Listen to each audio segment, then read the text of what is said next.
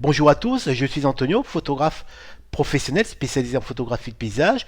Je suis aussi formateur photo et vous êtes de plus en plus nombreux à suivre mes formations et je vous en remercie. Je vous propose dans un premier temps de découvrir ce premier volet d'une vidéo formation proposée en deux parties sur le thème les secrets des belles couleurs et vous allez surtout découvrir comment bien vérifier, surtout comment bien calibrer son flux de production de la prise de vue à l'export final du fichier numérique image, toujours dans le but de préserver nos belles couleurs. Nous sommes tous, en tant que passionnés de belles photos, que l'on soit professionnel ou amateur d'ailleurs, conscients de l'importance de maîtriser le plus précisément possible le rendu couleur de nos prises de vue. Je vous propose donc de découvrir un ensemble d'astuces, de paramétrage matériel, on peut même dire de bons réflexes liés à ma propre expérience professionnelle, donc celle du terrain, et qui vont vous permettre d'assimiler certaines notions importantes dans l'idée de vous aider à comprendre et à optimiser au mieux votre flux de travail de la prise de vue jusqu'au produit fini, entre guillemets, en prenant en compte bien sûr vos activités photographiques. Je vous propose de débuter ce second webinaire sur le thème, je vous le rappelle, les secrets des belles couleurs, en commençant dans un premier temps par faire une sorte de récapitulatif, une sorte de checklist des points, des choix techniques à valider, de certains paramétrages logiciels et matériels à vérifier pour avoir la garantie, enfin essayer d'avoir la garantie d'un flux de travail parfaitement maîtrisé de la prise de vue à l'exportation du fichier image en passant bien sûr par le traitement, donc soit avec Lightroom, Camera Raw, Photoshop, etc. Dans l'idée d'obtenir, dans la mesure du possible encore une fois, un rendu couleur le plus fidèle au résultat recherché. Alors première chose, la plus importante, la prise de vue, elle est essentielle, on le sait, et dès le départ, on va devoir faire des choix techniques, que ce soit au niveau des paramètres de nos boîtiers avec le choix d'un espace couleur, mais aussi au niveau de la gestion même de la prise de vue, avec un choix d'une température de couleur, liée, on le sait, à la balance des blancs, avec la possibilité de choisir soit des modes automatisés proposés par nos boîtiers, qui fonctionnent relativement bien en lumière du jour, mais on peut aussi travailler en mode totalement manuel en imposant à notre boîtier une température de couleur personnalisée. Mais on peut aussi utiliser une charte de gris permettant de réaliser une balance des blancs optimisée et personnalisée directement à la prise de vue. D'ailleurs, ce sujet a été très largement abordé lors du webinaire précédent. Alors, premier paramètre à vérifier et à ajuster si nécessaire au niveau des paramétrages de nos boîtiers, c'est le choix d'un espace couleur qui sera donc automatiquement attribué dans le cas où nous shootons en JPEG et ça c'est très important. Personnellement, j'ai fait le choix de technique de régler par défaut mon boîtier sur le profil Adobe RGB 98 qui est donc un espace lumière RVB rouge, vert et bleu qui correspond donc au RGB en anglais. Alors il est très important de savoir que le profil Adobe RGB 98 que j'ai paramétré par défaut dans mon boîtier prend toute son importance uniquement dans le cas où on shoot directement au format JPEG. Car le format JPEG n'est pas un format de travail, c'est un format donc de fichier fini, c'est un format d'exportation.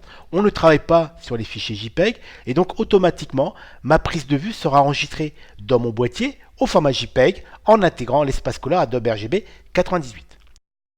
Par contre, quand on shoot directement en fichier négatif numérique, format RAW, même s'il est important de paramétrer nos boîtiers, le choix de ce profil a moins d'importance que pour les fichiers JPEG car les fichiers RAW ne possèdent pas d'espace couleur, ce sont des négatifs numériques et c'est à nous lors du développement du travail de celui-ci, donc c'est à nous de lui indiquer, de lui attribuer un espace de couleur de travail ou d'exportation en fonction du devenir du fichier.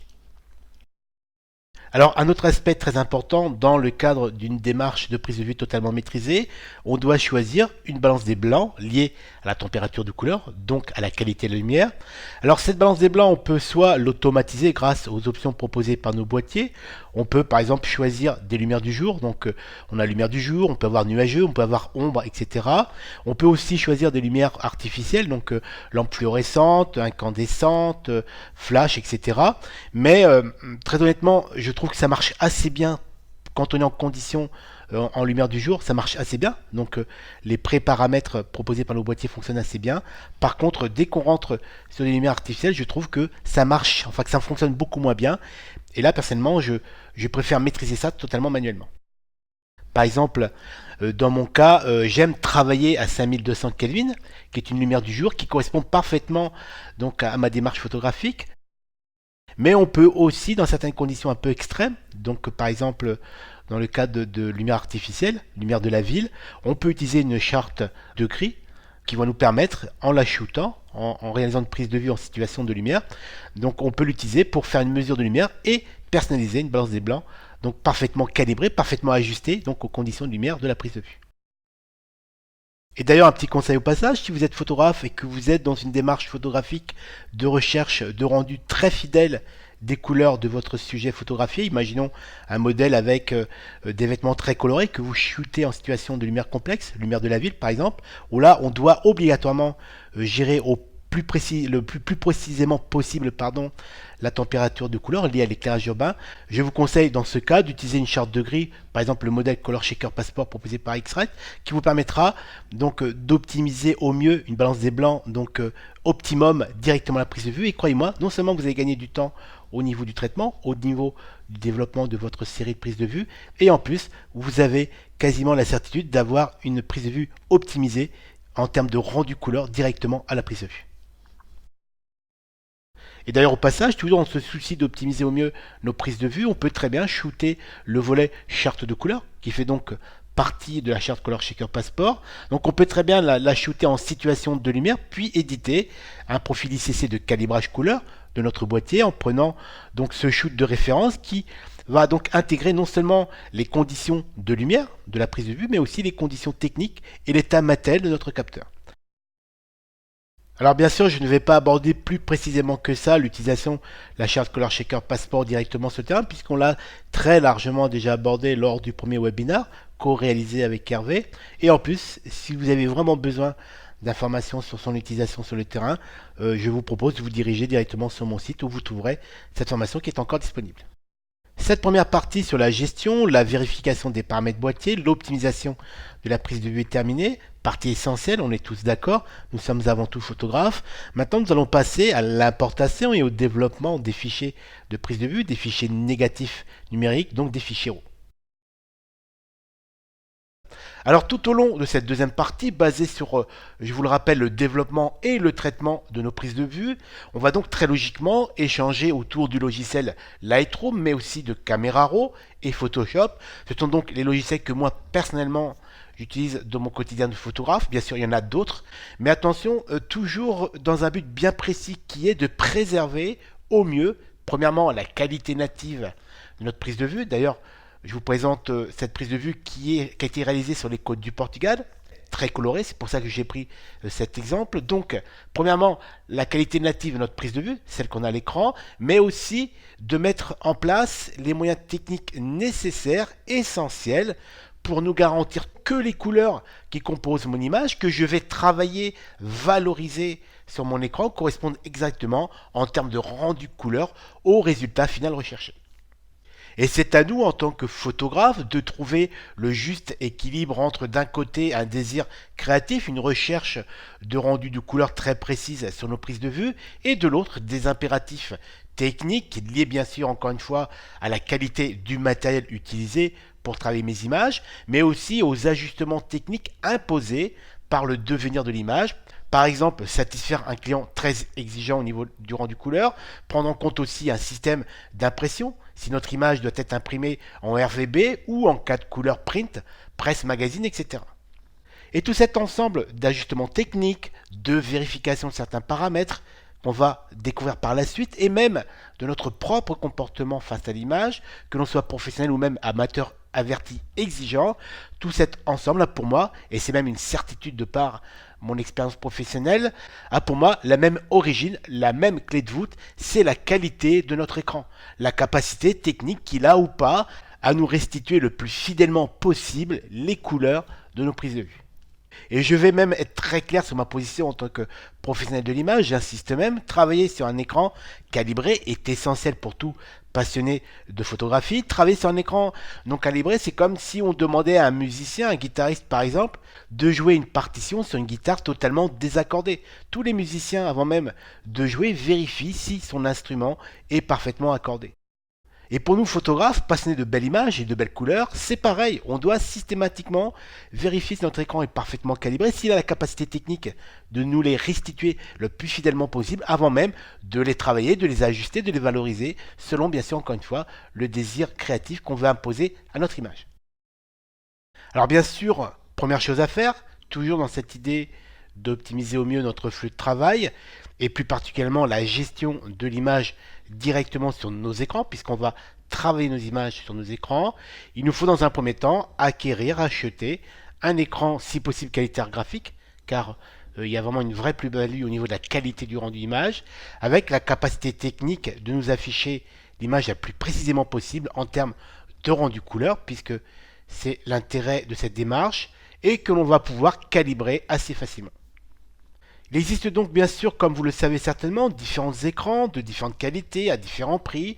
Nous avons sur le marché des écrans de très haute performance, donc de très haute qualité technique, mais souvent ils sont chers, voire trop chers, on le sait. Mais nous avons aussi des écrans de bonne qualité, très largement suffisants en tout cas pour pouvoir travailler correctement nos prises de vue à des prix beaucoup plus raisonnables, et donc forcément beaucoup plus accessibles à la plupart des photographes, que l'on soit d'ailleurs professionnel ou pas, amateur averti ou amateur passionné. On cherche tous, bien sûr, à optimiser nos achats de matériel en cherchant le meilleur pour le prix le plus raisonnable. Alors n'hésitez pas à me contacter, je vous donnerai quelques références que j'utilise personnellement dans mon quotidien de photographe, donc à des prix que je trouve abordables en tout cas. Mais je vous donne déjà dans un premier temps quelques paramètres techniques à vérifier pour vous aider, vous guider dans votre choix d'écran. Alors premièrement, important, choisir une dalle mat, plus proche du rendu print sur papier de nos images. Éviter dans la mesure du possible les écrans brillants du type écran iMac. Alors bien sûr, il est possible, je suis d'accord avec vous, de retoucher une photo sur un écran brillant, mais c'est quand même beaucoup moins confortable et beaucoup moins fidèle qu'un écran mat. Deuxièmement, donc choisir un écran IPS, éviter les écrans TN.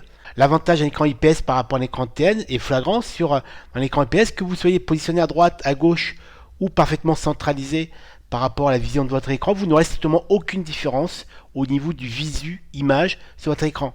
C'est l'avantage de l'IPS, tandis que si vous êtes sur un écran TN, si vous vous déplacez de la droite vers la gauche ou du haut vers le bas, votre image va modifier, vous aurez la sensation que cette image va se densifier, donc en fonction de votre positionnement par rapport à l'écran. Donc c'est vraiment pas confortable du tout quand on retouche une photo.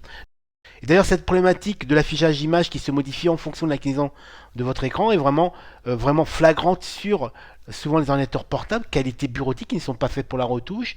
Et là, c'est très simple de vérifier. Si vous inclinez l'écran de votre portable et que l'image se modifie, c'est que c'est un écran de qualité TN, ce n'est pas un écran IPS. Et là, c'est vraiment problématique, donc privilégiez les écrans IPS. Ensuite, nous avons la résolution de nos écrans. Alors 1920 par 1080, c'est un minimum. Nous avons aussi le choix de la taille de notre écran qui s'exprime cette fois-ci en pouces. Et je dirais par expérience qu'une taille correspondant à 27 pouces est pour moi déjà très largement suffisante, très confortable pour pouvoir travailler nos prises de vue et avoir une bonne répartition des panneaux outils. C'est d'ailleurs sur ce genre d'écran que je travaille actuellement.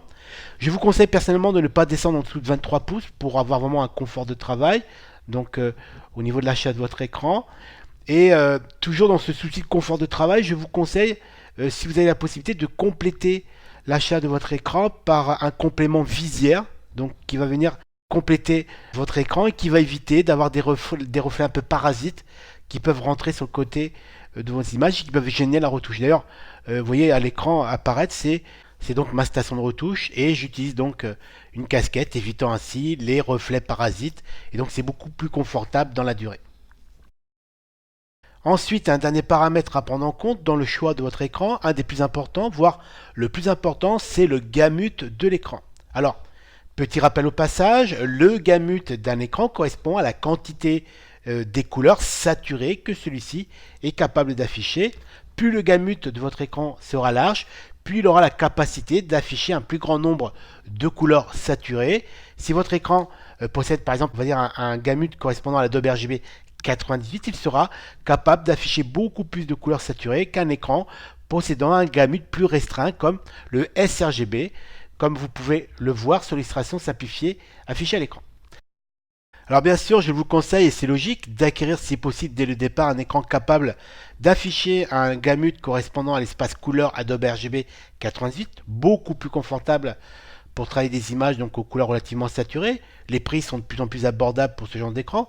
Il faut savoir que les écrans les plus chers donc du marché affichent à peine plus que l'Adobe RGB 98. Donc si vous avez la possibilité d'investir dans un écran qui tourne aux alentours des 99% de l'Adobe RGB 88, c'est déjà très largement suffisant pour travailler nos prises de vue.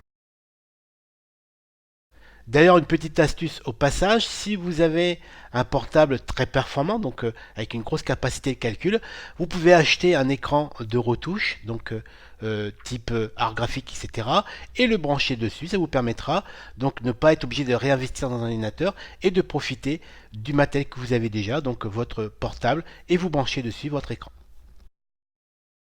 Nous venons de faire le tour des paramètres essentiels à vérifier, toujours dans l'idée d'acquérir un écran de la meilleure qualité possible, au prix le plus raisonnable possible. C'est normal. Maintenant qu'on a acquis cet écran, je vous propose de parler calibrage d'écran.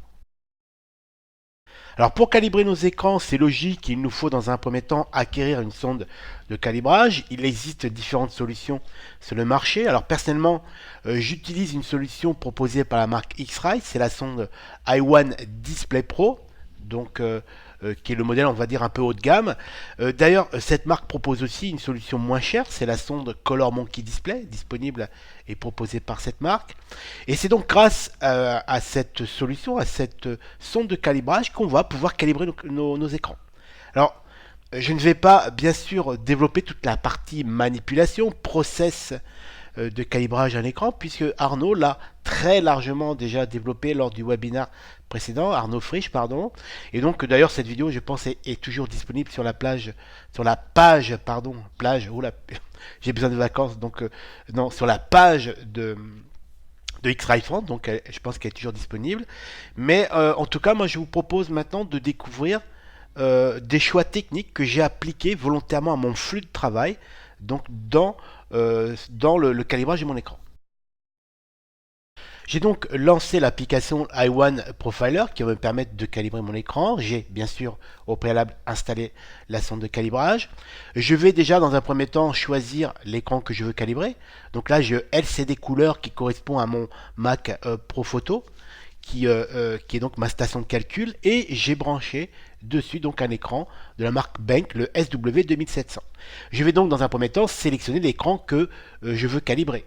Donc là je décide de calibrer le Bank qui est celui-ci, et à partir de là je vais devoir décider de deux paramètres essentiels très importants. C'est le point blanc, donc la température de mon point blanc, et ensuite la luminance.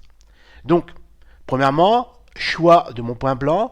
Si on clique sur l'illuminant qui est ici, on a différentes températures. On a D50 qui correspond donc à 5000 Kelvin, 55, 5500 Kelvin, 65, D65 c'est 6500 Kelvin, et ça monte jusqu'à 7500 Kelvin. Et là, à ce niveau, c'est exactement à ce moment précis qu'on va décider de la couleur de notre point blanc. C'est-à-dire qu'on va simuler donc le blanc d'un support, puisque l'intérêt de formater l'écran, c'est de faire en sorte de visualiser notre image sur une surface blanche qui est la plus proche possible du support d'impression de mon image. Car, on le sait très bien, la finalité d'une image, c'est quand même qu'elle soit imprimée. Donc, en fonction du devenir de l'image, on va décider d'une température du point blanc. Et ce choix technique, donc qui consiste à choisir une température de couleur de mon point blanc, n'est pas un choix à prendre à la légère, ce n'est certainement pas anodin, car en fonction de la température que je vais décider d'appliquer au niveau de ce paramètre, ce choix va impacter directement l'aspect visuel, le rendu visuel de mon image sur mon écran calibré.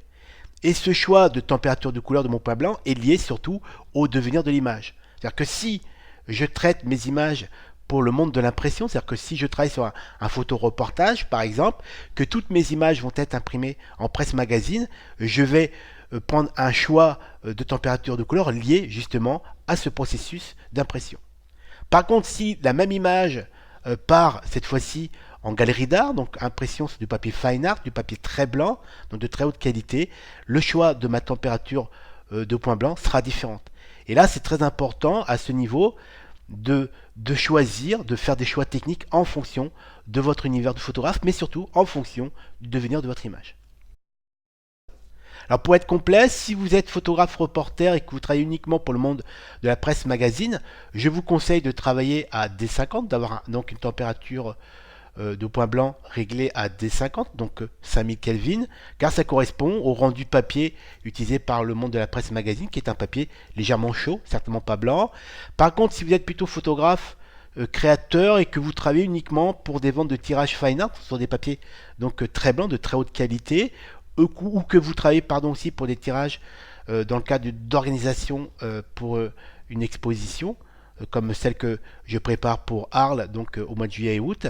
Là, je vous conseille plutôt de travailler à D65, voilà, donc qui correspond à 6500 Kelvin. Et donc c'est là tout le dilemme. Par exemple, moi je me retrouve dans une situation un peu délicate puisque la même image, certaines de mes images partent à la fois pour le monde de la presse, presse magazine, pour donc comme élément d'illustration d'un article par exemple, mais la même image peut être aussi utilisée pour organiser donc une exposition d'art, et donc je vais aussi l'utiliser sur une impression sur des papiers de très haute qualité, des papiers très blancs. Et donc c'est là tout le problème, c'est que moi j'ai pas envie personnellement d'être obligé de travailler à la fois en gros d'avoir deux images pour bien comprendre le pourquoi du problème. C'est que si la même image part pour le monde de la presse, je devrais logiquement la travailler sur une température de blanc à D50, donc 5000 Kelvin, et je devrais aussi en parallèle travailler la même image sur une simulation de blanc papier à D65, donc 6600 Kelvin, parce qu'elle part aussi donc au niveau de l'impression fine art, qualité de papier très blanc. Et donc j'ai fait un choix personnel, un choix technique qui est le mien, qui marche très bien. Je fais ça depuis des années, c'est de travailler donc avec une température de blanc réglée à D55, 5500 Kelvin, qui me permet en fin de compte de trouver un compromis entre une image qui part en presse magazine et une image qui part en impression fine art. C'est-à-dire qu'au lieu de travailler deux images différemment, avec deux températures, avec deux simulations de température de blanc, j'ai décidé de couper la poire en deux, et donc je travaille à D55. Voilà. Donc ça c'est une petite astuce que je vous communique, donc c'est un choix personnel, ça marche très bien puisque je fais ça depuis des années. Par contre, attention, ce n'est pas un standard, c'est juste un choix personnel, un choix technique. Après, c'est à vous, encore une fois, en fonction du devenir de vos images, en fonction de votre flux de travail, en fonction de votre univers de photographe, de faire vos propres choix adaptés, encore une fois, à votre démarche de photographe.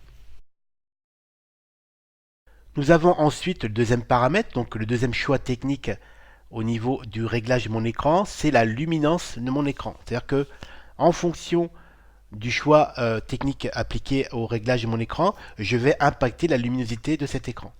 Donc on a différents choix, ça commence à 80 candela au mètre carré, donc 80 bougies allumées dans un mètre carré, et on peut monter jusqu'à 250 candela au mètre carré. Alors là encore une fois, c'est un choix lié, il n'y a pas de standard, c'est-à-dire que ce choix est lié directement à votre environnement de travail. Si vous travaillez dans un espace très lumineux, je vous conseille de monter donc en luminosité, peut-être 120, peut-être 160. Par contre, si vous travaillez dans un espace très sombre, je pense qu'il sera plus intéressant de descendre la luminosité de votre écran, donc 100, voire 80. Mais attention, 80 candela au mètre carré, il n'y a que les écrans donc, de bonne qualité qui peuvent descendre jusque-là. Donc ça, c'est encore un choix personnel, il n'y a pas de standard. Moi, personnellement, j'ai fait le choix de travailler à 100 candela donc au mètre carré, car ça correspond à mon environnement de travail. C'est-à-dire que je préfère à la rigueur avoir un écran qui ne soit pas trop lumineux, parce que déjà, premièrement, c'est moins fatigant pour le regard, car de par mon expérience, quand vous avez passé comme moi plus de 15 ans à retoucher 8 heures par jour sur un écran des photos, croyez-moi, la luminosité de votre écran, c'est vraiment très important, car le fait d'avoir un écran moins lumineux, ça apporte un certain confort au niveau de notre travail. Donc je préfère à la rigueur régler mon écran sur 100 candela mètre carré, donc un écran qui ne soit pas trop lumineux, et travailler sur mon environnement donc, de travail autour de mon écran. Alors personnellement, j'ai fait le choix déjà premièrement d'utiliser que des couleurs neutres pour peindre mes murs, donc avec différentes densités de gris. J'ai une fenêtre sur le côté et j'ai installé un rideau diffuseur qui me permet de réguler la quantité de lumière dans mon espace de travail pour préserver toujours mon écran à 100 candela le mètre carré, donc beaucoup plus confortable, surtout si vous êtes professionnel ou même un amateur passionné et que vous passez énormément de temps sur votre écran, ça vous permet d'avoir un vrai confort de travail dans un espace très soft, donc non agressif pour l'écran et surtout pour votre regard. Donc voilà, je viens de vous proposer de découvrir mes choix techniques au niveau de la gestion de mon écran, donc le choix de la température du blanc et bien sûr aussi le choix de la luminosité de mon écran. Alors encore une fois, ce n'est pas un standard, c'est ma façon de travailler, c'est un retour d'expérience du terrain qui marche très bien puisque je pense que je gère assez bien mon flux de travail. Alors bien sûr, encore une fois, si vous voulez découvrir tout un process de calibrage écran, vous avez le webinaire de Arnaud qui est toujours disponible. Et maintenant, je vous propose de passer cette fois-ci au traitement, donc au développement d'une image, avec encore une fois quelques astuces qui vont vous permettre aussi donc de bien maîtriser votre flux de travail dans une logique de maîtrise de la couleur, donc de la prise de vue jusqu'à la production du fichier terminé. Pour échanger autour de la partie développement, traitement de nos prises de vue, fichier RAW de préférence, car je vous le rappelle, le format JPEG n'est pas un format de travail, mais un format d'exportation. Nous allons donc très logiquement travailler sur un fichier négatif numérique et je vous propose de passer directement sous environnement Lightroom, qui est un logiciel de dématrissage. Je sais, ça fait très Matrix, mais c'est bien la catégorie à laquelle il appartient. Ce logiciel est proposé par la solution Adobe. Alors bien sûr, il existe d'autres solutions sur le marché, mais je vais me limiter à vous parler uniquement des logiciels que j'utilise moi personnellement dans mon quotidien de photographe. Comme support pédagogique, je vous propose donc cette belle prise de vue réalisée sur les côtes du Portugal. Ce sont des bateaux traditionnels utilisés comme transport sur la Ria d'Avel au Portugal. C'est très joli. J'ai volontairement choisi cette prise de vue car elle possède quand même pas mal de belles couleurs et plus particulièrement un beau ciel bleu très limpide que l'on va pouvoir tester à travers l'utilisation des différents espaces de couleurs sous Lightroom et Camera Raw. Par la suite, nous échangerons autour de la relation entre le logiciel Lightroom et celui de Photoshop, car c'est la solution que j'utilise donc personnellement. Alors, dans un premier temps, je vous propose déjà d'échanger autour de la gestion de la couleur à travers le logiciel Lightroom. Alors, première chose à savoir, toutes les images affichées dans Lightroom, dans le volet développement, mais uniquement dans le volet développement, sont affichées par défaut sur la base de l'espace couleur ProPhoto, qui est donc celui qui possède le plus large gamut comparé à l'Adobe RGB 98 et même le sRGB qui est encore plus restreint. Nous sommes là face à un choix stratégique d'Adobe d'imposer cet espace couleur par défaut pour réduire à son strict minimum la gestion de la problématique de l'espace couleur. Alors, par contre, petite subtilité, pourquoi faire simple quand on peut faire compliqué? Si vous quittez le volet de développement de Lightroom pour aller vers un autre volet, comme le volet par exemple bibliothèque, l'image affichée à l'écran cette fois-ci sera affichée selon l'espace couleur Adobe RGB 98 et non plus le ProPhoto. Par contre, nous sommes là sous l'environnement Lightroom, mais si je prends le fichier négatif numérique, que je le glisse dans le logiciel de dématrissage Camera Raw, qui est donc la solution qui vient en complément de Photoshop, nous avons la possibilité assez facilement de définir l'espace couleur de travail, donc celui que je vais utiliser pour traiter mes images. Pour cela, il suffit de cliquer en bas donc sur ce lien et d'activer le tableau qui va nous permettre de choisir, de définir par défaut un espace couleur adapté à notre flux de travail. C'est pour moi certainement de très loin un des avantages proposés par Camera Raw par rapport à Lightroom.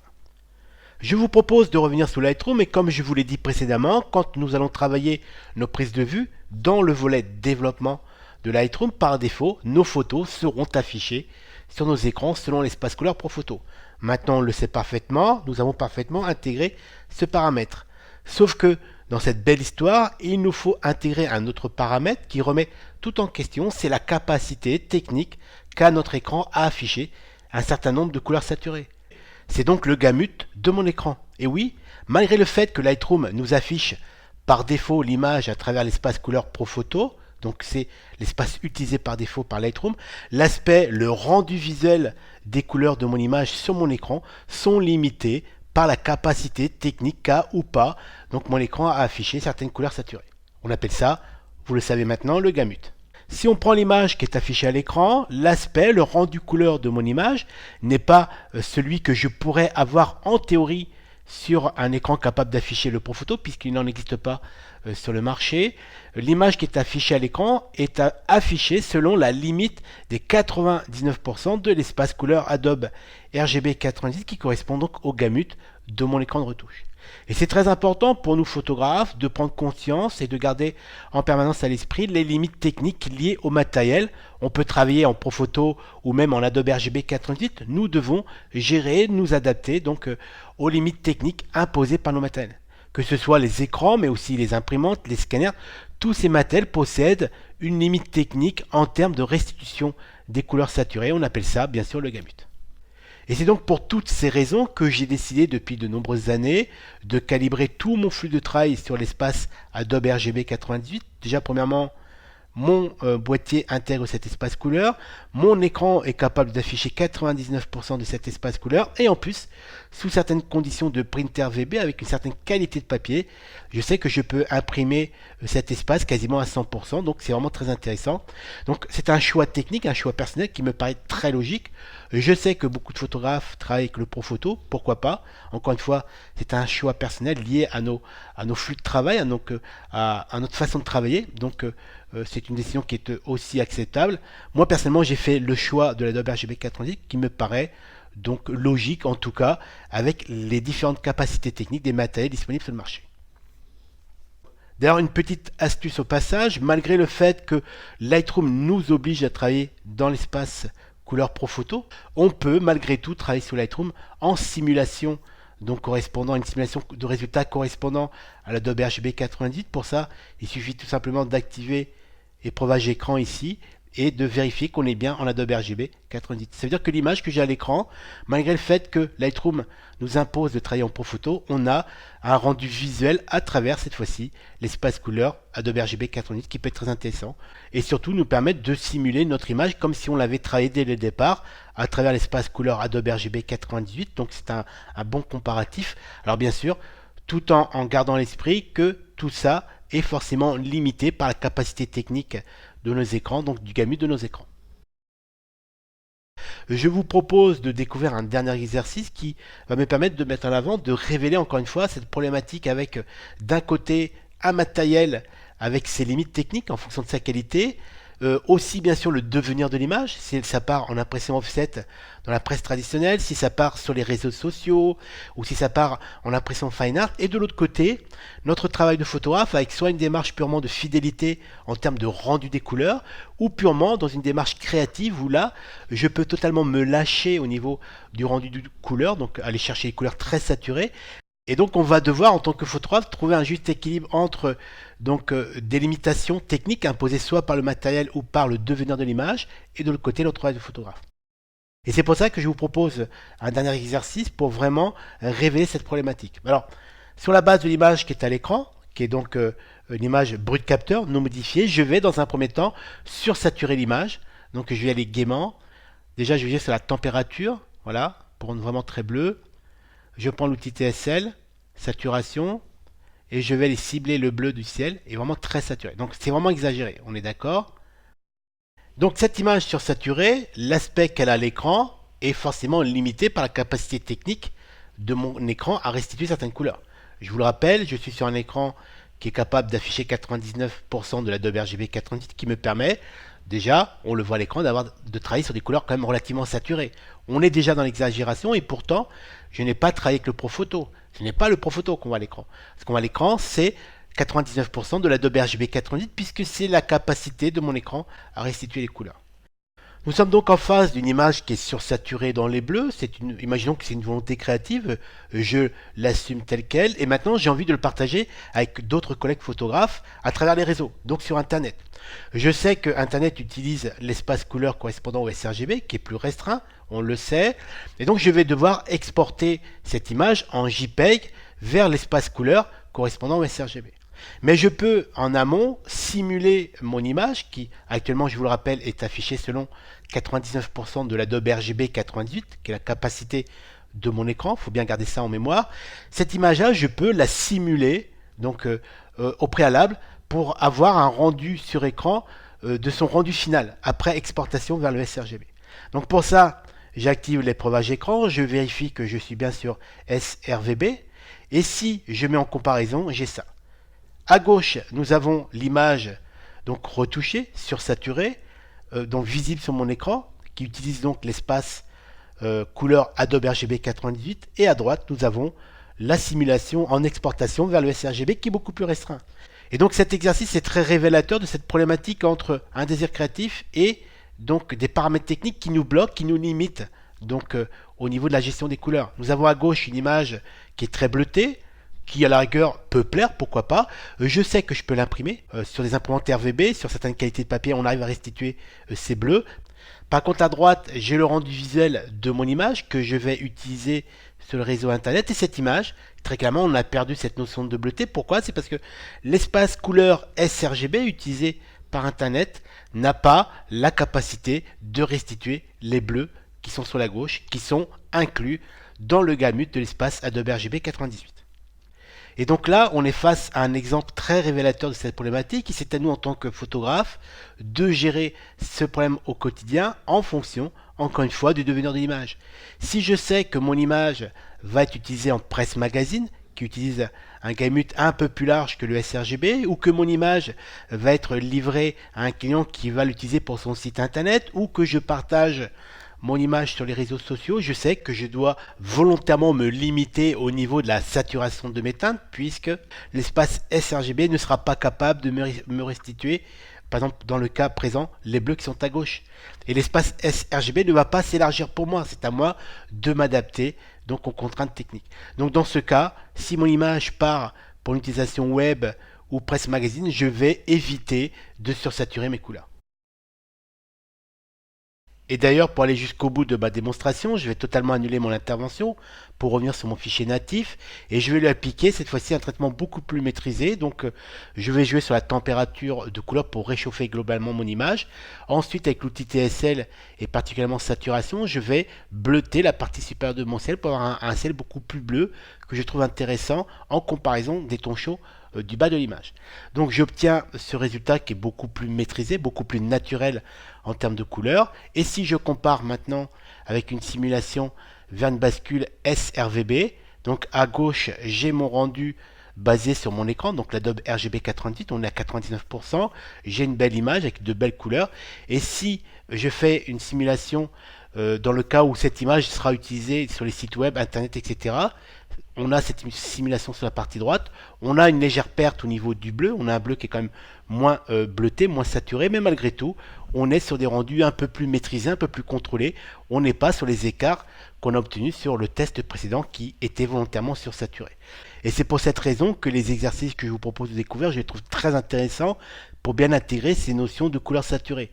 Plus je vais vouloir travailler mes images sur des teintes saturées, plus je vais devoir gérer la problématique de la reproductibilité des couleurs. Donc soit sur nos écrans, avec la capacité ou pas de nos écrans en fonction de leur qualité technique à afficher des couleurs saturées, en fonction aussi du devenir print de l'image, donc print offset, presse magazine, print RVB, donc sur le fine art, ou même affichage à travers les médias web, donc internet, etc. Et c'est à nous, en tant que photographe, d'ajuster notre traitement, donc notre gestion de couleurs, en fonction de cet ensemble de paramètres. Et d'ailleurs, le choix de l'image qu'on a à l'écran avec ce bleu, ce ciel bleu limpide n'est pas lié au hasard, car on a souvent des soucis à reproduire les bleus. Vous l'avez certainement remarqué, même en traitant notre image, celle qu'on a à l'écran avec donc un rendu couleur le plus naturel possible, on a quand même un léger décroché au niveau du bleu quand on bascule notre image vers l'espace beaucoup plus restreint qui est le sRVB. Et ça c'est logique, les bleus décrochent assez facilement. Par contre, je vous propose de découvrir ce second visuel réalisé sur le pont de Brooklyn à New York. Et là, on a la présence de bleu au niveau du ciel, mais c'est un bleu très pâle, non saturé. Donc, on n'aura strictement aucun problème à l'imprimer. Là, l'image que nous avons à l'écran, c'est l'image traitée. Là, c'est le brut, donc c'est un traitement 100% Lightroom. Et si maintenant je fais une simulation vers un espace couleur plus restreint qui est le sRVB, nous avons donc à gauche le visuel selon un affichage basé sur l'Adobe RGB 98 à 99%. C'est la capacité de mon écran. Mais malgré tout, quand je fais une simulation pour une utilisation web de mon image, donc internet, etc., donc une simulation vers un espace plus restreint qui est le sRVB, on voit qu'il n'y a strictement aucune différence entre un gamut plus large, celui proposé par l'Adobe RGB 98 à gauche et un gamut beaucoup plus restreint qui est celui proposé par le sRGB. Et là très clairement c'est visuel. Quand on compare la gauche et la droite, on n'a strictement aucune bascule, aucun décrochage de couleur. C'est-à-dire que mon image, on va dire entre guillemets qu'elle est universelle. Elle peut être imprimée en presse offset magazine, elle peut être imprimée sur des imprimantes RVB, sur du papier fine art. Elle peut être aussi utilisée par un client pour illustrer donc un site web sur l'affichage internet. Je n'ai strictement aucun problème de reproductibilité de mes couleurs. Et donc là, très clairement, on est dans le thème de ce webinaire, les secrets des belles couleurs, car on s'aperçoit que le secret des belles couleurs est avant tout lié à notre comportement de photographe. Et ce comportement démarre dès la prise de vue avec une bonne gestion d'une balance des blancs, un bon choix de température de couleur, une bonne prise en charge des fichiers RAW, que ce soit sur Lightroom, Camera Raw ou tout autre logiciel de dématrissage. Et ensuite, au niveau du traitement, c'est-à-dire qu'il faut se préserver de tout, on va dire, abus de saturation de teinte, car on sait qu'on va avoir forcément des soucis à les reproduire. Et pour moi, un des secrets des belles couleurs, c'est justement de se limiter à la naturalité des couleurs. C'est-à-dire qu'on reste sur des belles couleurs, on peut les travailler, mais on reste très naturel sur le rendu général. Et ça, c'est vraiment très important. D'autant plus sur Lightroom par rapport à Photoshop. Photoshop, on a des outils très pointus d'ajustement très précis des couleurs, comme par exemple quand on fait de la mise à échantillon. Là, grâce à Photoshop, avec l'outil de correction sélective et d'autres outils, on peut être très précis au niveau de la lecture des valeurs des couleurs. Sur Lightroom, c'est différent. Lightroom, on est plutôt dans une lecture plutôt basée sur une sensibilité visuelle. C'est-à-dire que on va travailler nos images sur les écrans en jouant sur les curseurs de teinte, saturation, luminosité, sur la température comme on l'a fait sur l'exemple précédent, et on va aller chercher donc des couleurs désirées. Et là, c'est plutôt une lecture visuelle de la couleur. C'est pas une lecture par relevé de valeur à la pipette comme on peut le faire très facilement sur Photoshop. Sur Lightroom, on est plutôt dans le feeling, la sensibilité de la couleur. Et c'est d'autant plus important dans ce cas, particulièrement dans Lightroom, de travailler sur un écran parfaitement calibré, car c'est le seul moyen d'avoir la quasi-garantie que l'image que j'ai travaillée sur mon écran calibré, au moment où je vais décider de l'imprimer, d'avoir un résultat donc le plus fidèle possible à sa version imprimée. Pour conclure cette première partie sur le thème les secrets des belles couleurs, je dirais que premièrement, il faut garder des teintes les plus naturelles possibles, c'est vraiment très important. On va bien sûr les travailler, les sublimer, les valoriser, mais restons le plus naturel possible. Deuxièmement, toujours garder à l'esprit la reproductibilité des couleurs en fonction du devenir de l'image. Je ne vais pas travailler mon image de la même façon si elle part en impression presse magazine offset ou si elle part donc sur les imprimantes RVB pour du tirage fine art ou si elle est utilisée sur des sites internet ou sur les réseaux. On va devoir en permanence ajuster le traitement de nos couleurs en fonction du devenir de l'image. Et ça, ce sont des règles que je m'applique au quotidien en tant que professionnel de l'image depuis des années, et c'est pour moi un des secrets donc des belles couleurs. Nous voilà donc arrivés à la fin de ce premier volet, de ce webinaire proposé donc en deux parties sur le thème les secrets des belles couleurs. Donc on va vous proposer assez rapidement le deuxième volet.